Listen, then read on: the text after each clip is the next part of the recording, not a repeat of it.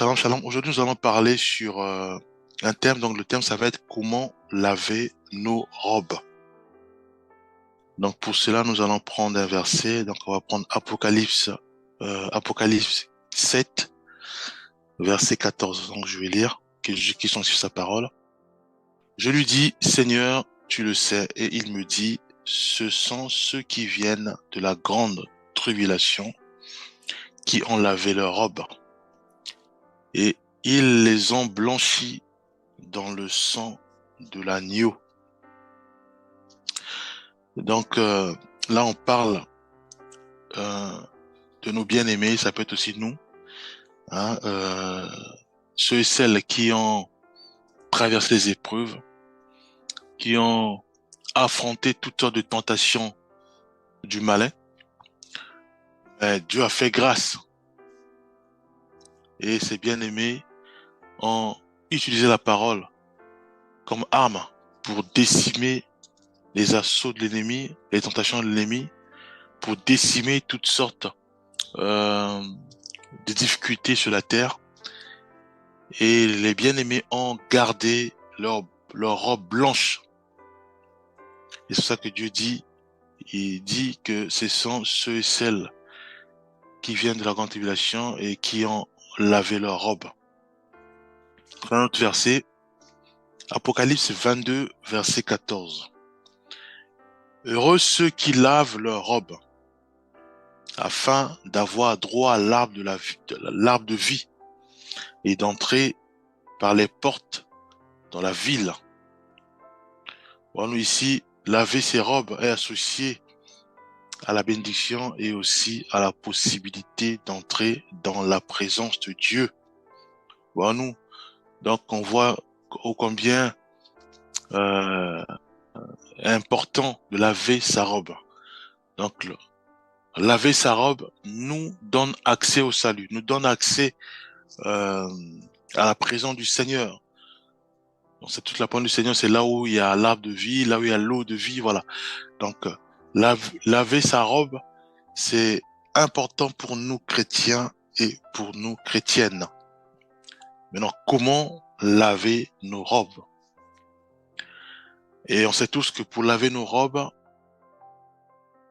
maintenir notre robe blanche, c'est simplement de obéir à la parole, donc à Jésus-Christ, à la parole de Christ. Et Jésus-Christ, il nous a laissé sa parole. Donc l'idée, c'est de lire sa parole, de comprendre ce qu'il nous dit dans sa parole, de prier de manière à ce que le Saint-Esprit nous aide à comprendre, à discerner sa parole et à mettre cela en pratique. Nous, si nous mettons en pratique la parole de Christ, à ce moment-là, oui, nous maintenons notre robe blanche. Oui, nous travaillons à ce que notre robe soit toujours blanche. Prenons notre verset, Psaume 51, verset 7. Je vais lire. Purifie-moi avec l'hysope et je serai pur. Lave-moi et je serai plus blanc que la neige. Donc ici, nous voyons que laver sa robe commence toujours par la prise de conscience que je mène une vie de péché. Je mène une vie qui n'honore pas le Seigneur. Je mène une vie qui est contraire à la vie chrétienne. Je mène une vie qui est orientée ou coordonnée par ma propre volonté, par mes désirs charnels, par ma cupidité, par exemple. Nous donnons une prise de conscience. Et à ce moment-là, nous crions au Seigneur, aide-nous, pardonne-nous parce que nous sommes laissés orientés par ce monde. Nous sommes orientés par les impulsions de ce monde. Nous sommes orientés par le mal. Le fait de mal parler aux gens, le fait de respecter pas les aînés ou de ne pas respecter les aînés, le fait aussi de vivre selon la chair. Donc nous crions au Seigneur de nous pardonner et nous crions au Seigneur de nous aider à marcher selon sa parole. À ce moment-là, oui, on parle maintenant de la repentance. Donc, il y a d'abord une prise de conscience et la repentance. Demandons au Seigneur de nous pardonner et en cette la repentance appelle à ce que nous puissions aussi nous détourner de notre vie antérieure pour embrasser la vie chrétienne, la vie de Christ, qui est basée sur l'obéissance à la parole de Dieu, la Bible. Donc, nous devons lire la Bible, mettre cela en pratique avec l'aide du Saint-Esprit et, bien sûr, marcher dans l'obéissance à la parole de Christ. De laisser Christ nous conduire, de laisser sur le Saint-Esprit nous conduire. Voilà nous. Donc, laver sa robe implique à ce que nous puissions, nécessite à ce que nous puissions nous détourner du mal, simplement. Nous détourner de tout ce qui nuit notre corps, nous détourner de tout ce qui nous pousse à pécher. Laver notre robe, c'est simplement quand nous lavons notre robe, ça veut dire que le fait de prier, nous sommes en train de laver notre robe. Le fait de faire la repentance, de prier, Seigneur, pardonne-moi, c'est aussi cette processus de laver. Ça explique que nous sommes en train de laver notre robe. Laver notre robe nécessite à ce que nous puissions davantage avoir nos regards fixés vers Christ, davantage avoir nos regards fixés vers sa parole, nos regards fixés vers le Saint-Esprit. Être sensible au Saint-Esprit, être sensible quand il résonne dans notre cœur. Et de fois on peut succomber, et de fois on peut mal parler, mais on sent que notre cœur devient lourd, ou voilà quelque chose qui va pas dans notre cœur. C'est comme si on a l'impression, on a peur. Voilà, on sait que c'est le Saint-Esprit qui agit, qui résonne en nous, qui veut que nous puissions nous réconcilier, par exemple, avec notre frère, notre sœur, avec nos parents, nos époux, nos épouses, nos pères, nos grands-parents. Voilà, nous, le Saint-Esprit, il va résonner en nous pour nous dire qu'il est important de prier, pour nous dire qu'il est important aussi de rentrer dans notre chambre, de fermer notre porte et de prier le Seigneur. Il peut résonner de manière à ce que nous puissions fermer notre bouche, ne pas parler, d'observer, d'écouter, mais de ne pas parler. Voilà, nous. Laver notre robe implique à ce que nous puissions marcher selon les traces de Jésus-Christ. Lui qui aimait tout le monde, lui qui priait constamment, lui qui recherchait la volonté de son Père, lui qui ne mentait pas, lui qui euh, qui marchait selon l'orientation de son Père à travers son esprit, à travers le Saint-Esprit. Bien aimé, nous devons réaliser que si nous mentons, ça veut dire que nous salissons notre robe. Si nous parlons durement à notre prochain ça peut être nos parents, nos époux, nos épouses, ça peut être nos collègues, nos amis. Voilà, si nous parlons durement à eux, nous salissons nos robes. Or, il est important de garder notre robe blanche. Pourquoi? Tout simplement parce que en gardant notre robe blanche, nous avons accès au Père. Nous avons le salut. Nous avons accès à l'arbre de vie, comme il est écrit dans Apocalypse 22, 14. Voilà nous. Donc, nous, en tant que chrétiens, nous devons absolument garder notre robe blanche. Voilà nous. On ne peut plus vivre dans la séduction, parce que en faisant ainsi, nous salissons notre robe. Nous ne pouvons plus vivre sans prier. En faisant ainsi, bien sûr, nous salissons notre robe. Pourquoi? Parce que on n'a pas la vie chrétienne, on n'a pas la vie de prière. Or, un chrétien ou une chrétienne doit prier constamment, doit être constamment en communion avec son Créateur, en communion avec le Saint-Esprit, en communion avec Jésus-Christ. Pourquoi? Parce que après nous recevons les directives. Après, nous marchons selon l'orientation de cet esprit. Parce que si nous cultivons pas ou si nous maintenons pas notre vie de prière, à ce moment-là, c'est notre chair qui nous conduit, notre chair qui nous oriente, et non le Saint-Esprit, parce qu'il n'y a pas cette communion, cette intimité entre nous et notre Créateur, bien-aimé. Si nous pensons mal de nos prochains, ou nous haïssons nos prochains dans notre cœur, nous salissons notre robe, mes bien-aimés. Voilà. Donc, il est absolument important de réaliser que la vie chrétienne consiste aussi à ce que nous puissions garder notre robe blanche, mes bien-aimés. Et pour garder notre robe blanche, nécessite à ce que nous puissions nous imprégner de la parole de Christ, nous imprégner de la Bible, nous imprégner de la parole de Christ. Pourquoi? Parce que cette façon de faire nous aidera à avoir ce qu'on appelle une boussole, qui n'est autre que la parole de Dieu, pour mieux marcher, pour mieux discerner est-ce que je salis ma robe ou je maintiens toujours ma robe blanche. Voilà.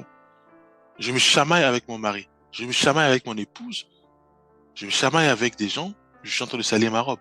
Voilà. Mais comment je le sais? Parce que j'ai lu la Bible, parce que j'ai lu la parole de Christ qui me demande à moi de manifester l'amour, d'aimer mon prochain comme moi-même. Voilà. Aime ton prochain comme toi-même. Voilà. Aime tes ennemis. Aime. Voilà. Ne fais pas du mal à ton prochain. Voilà. Donc, cette façon d'être, cette façon de vivre, où je m'imprègne, où je plonge mes regards dans la parole de Dieu, m'aide à être équilibré.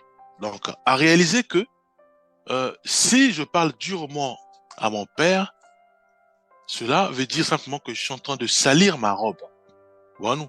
Si je parle avec amour, avec douceur, cela veut dire que je suis en train de laver ma robe, donc de maintenir ma robe blanche. Voilà. Donc, cette façon, c'est ça en fait. Donc, nous avons lu la Bible, donc ça devient comme une boussole pour nous chrétiens, pour nous chrétiennes, et à ce moment-là, nous pouvons discerner, est-ce que nous sommes en train de salir notre robe ou nous sommes en train de maintenir notre robe blanche. Voilà. Donc, si nous péchons, Dieu nous demande de nous relever rapidement. Mais il ne faut pas que ça devienne un jeu. Ça veut dire que on tombe. Alors, le péché, ça peut être la sédition, ça peut être l'adultère, ça peut être tous ces péchés qui sont cités dans la Bible. Donc, on peut lire dans Galates 5, à partir du verset 19 jusqu'à 20, où on parle de la haine, de la colère, cupidité et autres. Voilà, nous, excès de table. Voilà, donc il y en a plein. Donc, c'est dans la parole de Dieu, dans la Bible. Alors, Dieu nous demande, quand nous tombons, le Saint-Esprit va commencer à résonner dans notre cœur. Pour dire, voilà, là, c'est pas bon. Voilà, là, on risque de se déconnecter à l'intimité avec notre Père. À ce moment-là, il y a la conscience, il y a la prise de conscience. Donc, nous devons nous relever automatiquement, demander pardon, Seigneur. Aide-moi, Père, à ne plus retomber. Voilà, c'est ça la prière. Aide-moi à ne plus retomber. Ça, c'est la fin. Donc, on demande pardon, Seigneur, parce qu'on a péché, parce que soit on a menti, parce que soit on a fait des dissimulations, soit on était cupide, soit, voilà. On demande pardon au Seigneur et on demande au Seigneur de nous aider à ne plus retomber. Voilà. Parce que si nous prenons l'habitude de tomber volontairement, à ce moment-là, non, nous sommes en train de salir notre robe. C'est pas bon. Parce que Jésus-Christ, l'enlèvement voilà, Jésus-Christ peut revenir à tout moment. Souvenez-nous de Noé, où on disait que les gens mangeaient, mariaient leurs enfants. Voilà, c'est ce que il y a eu cette déluge. Voilà, nous. Donc, nous devons réaliser que euh, euh, Dieu peut venir à tout moment. Donc, pour cela, nous devons être prêts, à l'image des 10 vierges, où les 5 vierges sages, elles étaient prêtes à tout moment, à tout moment, à tout moment, les bien-aimés. Voilà, nous. Mais les 5 vierges folles, voilà, donc, on peut pas ressembler, nous devons surtout pas nous ressembler aux 5 vierges folles. Voilà, nous, donc, nous devons veiller sur nous-mêmes, comme la parole nous demande de veiller et de prier. Donc, on doit d'abord veiller sur nous-mêmes. Nous devons veiller, voir est-ce que euh, ce projet que je mène, ce projet que je mets en place, est-ce que ce projet honore le Seigneur ou n'honore pas le Seigneur? Tu vois, nous. Est-ce que ce projet que je mets en place, est-ce que je le mets en place avec la parole de Dieu, en obéissant à la parole de Dieu, ou je mets un projet en désobéissant à la parole de Dieu? Je prends un exemple qui est très simple. Je mets un projet où la base du projet n'est que de mensonges. Donc, je vais aller mentir à mon père, je vais aller mentir à ma mère, je vais aller mentir à mon épouse, à mon époux, pour mettre en place un projet. Mais les arguments utilisés sont basés sur le mensonge. Juste pour avoir les fonds de démarrage. Voyons-nous. Or là, ce qu'on vient de faire, nous sommes en train de salir notre robe.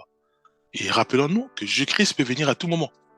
Or, comme nous voulons absolument être comme des vierges sages, donc nous devons nous ajuster. Et comment faire? En demandant pardon au Seigneur et nous prenons la décision de ne plus le faire. C'est-à-dire qu'on ne peut plus mentir pour mettre en place un projet. Voilà nous. Alors vous allez me dire, mais à ce moment-là, on ne fait plus le projet puisque pour le projet, pour le faire, il faut mentir. À ce moment-là, c'est ça, on dit toujours qu'un chrétien est toujours conduit par le Saint-Esprit. Demandons maintenant au Saint-Esprit de nous aider. Est-ce que le projet que je mets en place, c'est la volonté de Dieu? Parce qu'on peut mettre un projet en place et que c'est même pas la volonté de Dieu. Parce que Dieu nous attend à autre chose. Où est Dieu attend à ce que nous soyons encore matures pour effectivement nous mettre en place, nous donner un projet. Mais selon son temps, selon son timing. Alors, peut-être que aujourd'hui j'ai un projet, je mets en place un projet, mais qui est basé sur le mensonge. Or Dieu avait déjà prévu un projet pour moi, mais peut-être dans un mois. Voilà. Donc l'idée c'est vraiment de tout arrêter, de prier, de demander au Saint-Esprit de nous aider et d'attendre à ce que Dieu nous dise voilà maintenant là, tu peux maintenant te mettre en mouvement puisque j'ai tout mis en place. Et là maintenant c'est la vérité qui est utilisée dans tous les domaines. Voilà. Donc nous devons réaliser que un chrétien ou une chrétienne doit toujours laver sa robe.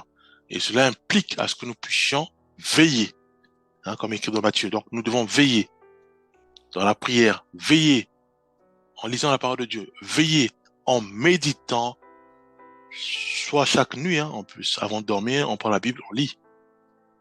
Ou soit très tôt le matin, on prend la Bible, on lit. Ou soit pendant les pauses, soit à l'école, soit au travail, on prend la Bible, on lit. Donc en méditant la parole de Dieu. Parce que la parole de Dieu, c'est la boussole d'un chrétien, c'est la boussole d'une chrétienne. En méditant. Et on demande au Saint-Esprit de nous aider à mettre tout cela en pratique. Voilà-nous. Donc, la robe doit être lavée. La robe doit être maintenue blanche, mes bien-aimés, en tant que chrétien et en tant que chrétienne. Et pour cela, nous devons réaliser que tout ce qui est commérage est banni.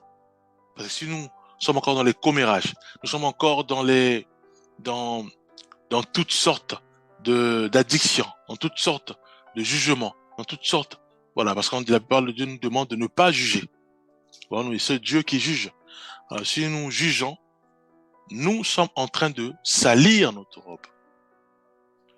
Alors, si au contraire de juger, nous prions pour notre prochain, oui, là, nous sommes en train de blanchir. Donc, nous sommes en train de garder notre robe blanche, bien aimé.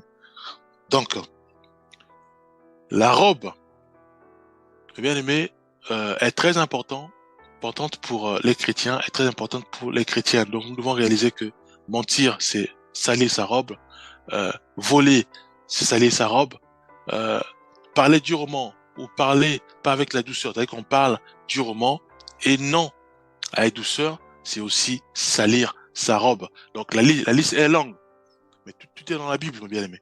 Donc, mais par contre, parler avec bienveillance, parler avec douceur, marcher dans la paix, marcher dans la joie, marcher en recherchant à plaire à notre Seigneur Jésus-Christ, oui, là, nous lavons notre robe. Marcher de manière à s'imprégner sur la parole de Dieu. Oui, là, nous lavons notre robe. Marcher en n'utilisant plus d'excuses. Ça peut être quoi? Je peux prendre l'exemple qui est très simple. Je vis encore avec mon mari ou avec mon épouse, hein, pour les frères, sans être marié. Parce que bon, ça fait un moment, donc on savait pas, on connaissait pas la parole de Dieu. Je me suis mis en couple avec si c'est un frère, donc avec une sœur, si c'est une sœur, avec un frère, et on a eu des enfants. Et par la suite, on s'est rendu compte que non, ce qu'on fait, notre vie, c'est ce qu'on appelle la vie de l'impudicité, parce que il n'y a pas le mariage. Parce que la Bible dit que le mariage soit honoré de tous. De quoi? Donc des parents, de l'État, donc la mairie, et de l'Église. Voilà nous. Alors, qu'est-ce qu'on fait à ce moment-là? Est-ce que je dois donner les excuses pour dire, voilà, bon, écoutez, ça c'était autant de la... Ça fait on a déjà des enfants, voilà, laissez-nous cette affaire-là. Ou je dois, moi, frère, je dois dialoguer avec mon épouse de manière à ce que nous puissions faire ce qu'on appelle faire une réparation.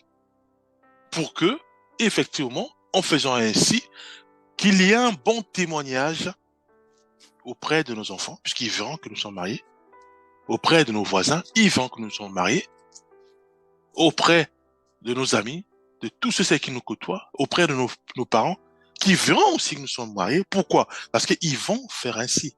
Ils vont nous copier. Or, ce que nous venons de faire, ça, c'est simplement, nous avons mis en place, nous avons obéi à la parole de Dieu. Voilà, ou on dit, voilà, on donne des excuses. Écoutez, on est devenu vieux, on est devenu vieille, pourquoi encore se marier?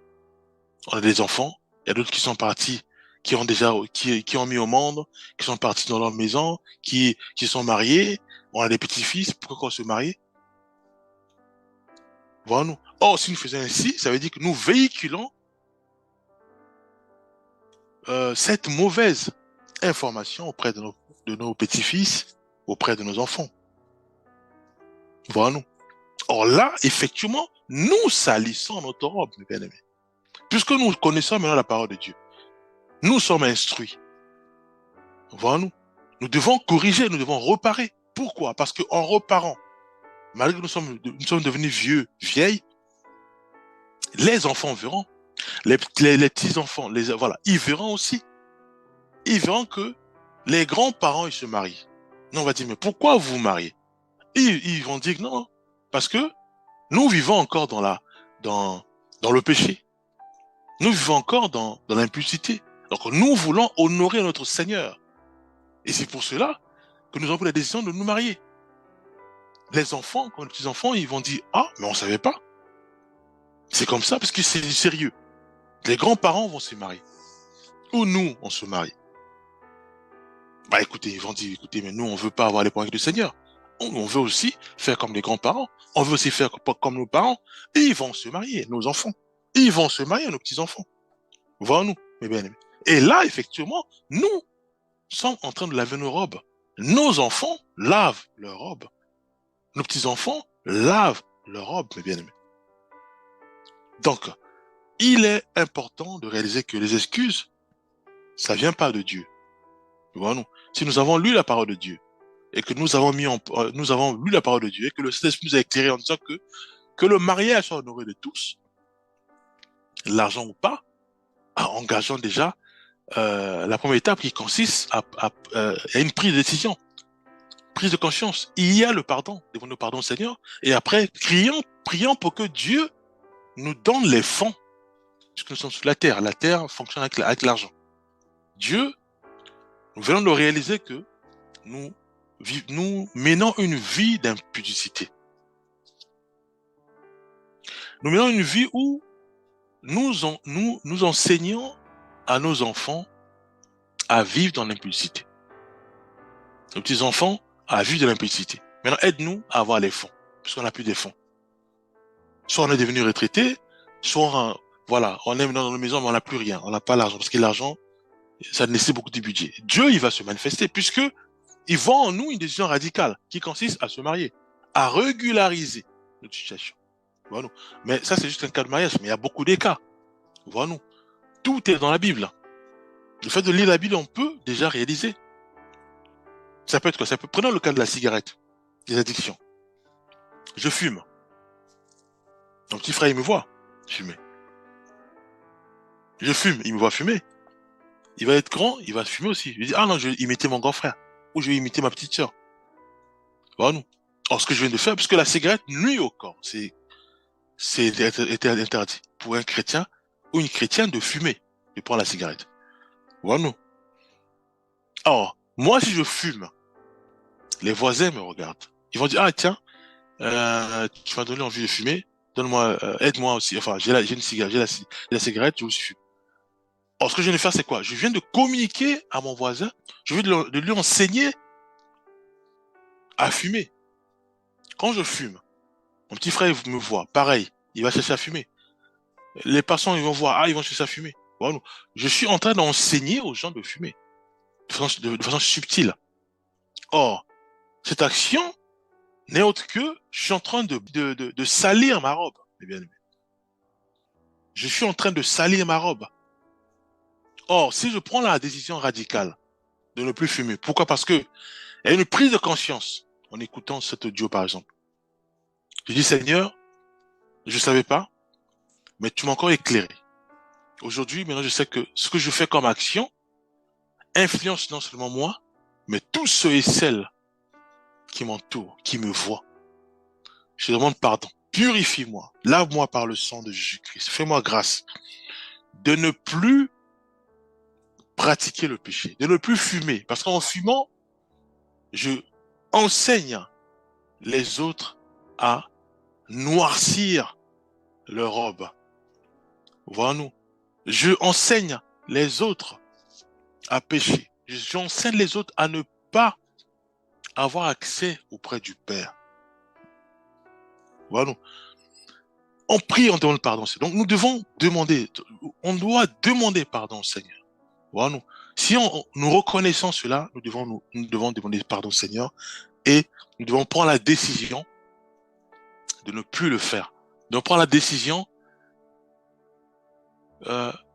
en s'appuyant sur le Saint-Esprit, en s'appuyant sur la parole de Christ, en s'appuyant sur la prière, parce que c'est pas facile d'arrêter radicalement l'alcool, par exemple, d'arrêter radicalement toute l'addiction. Voilà. Donc nous devons prier, Seigneur, donne-moi la force, Seigneur.